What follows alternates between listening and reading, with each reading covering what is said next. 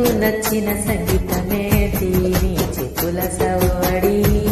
నువ్వు మెచ్చిన నగలేటి మెడమకున ముద్దుతడి నీకిష్టమైన చోటు ఏంటి అది చలని వడి నువ్వు కొరుకున్న దుస్తులేంటి నీ వెచ్చని కౌగిలి